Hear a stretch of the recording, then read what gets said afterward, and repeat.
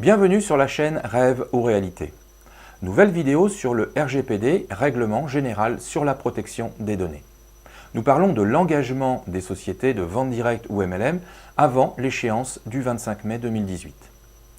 J'ai contacté la société LR Health and Beauty Systems et j'ai parlé avec Karine des ressources humaines.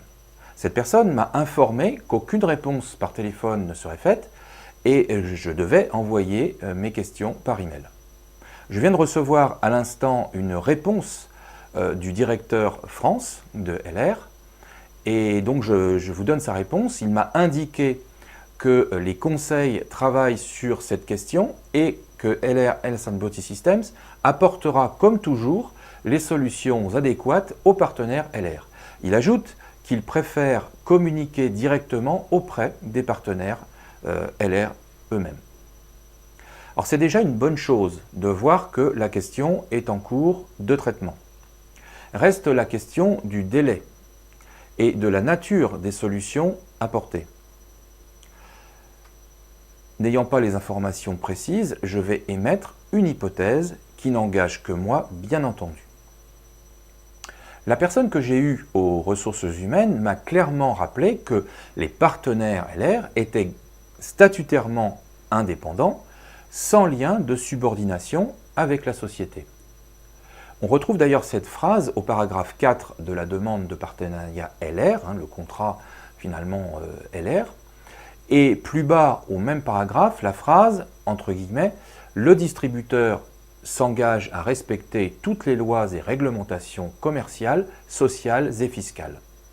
Au paragraphe 13, j'ai pu lire, entre guillemets, « Le distributeur s'engage à conduire son activité conformément à l'éthique de la société ». Alors, on imagine mal la société LR ne pas respecter le RGPD, dont les intentions sont certainement partie intégrante de l'éthique de LR, justement. Donc, à partir de là, pour moi, tout est dit, tout est même écrit.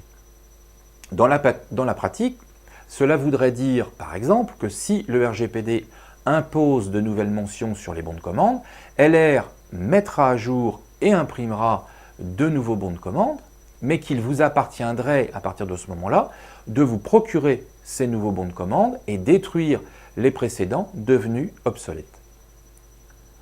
La solution d'accompagnement dont parle LR dans sa réponse pourrait être une remise sur l'achat des imprimés ou une reprise des anciens bons avec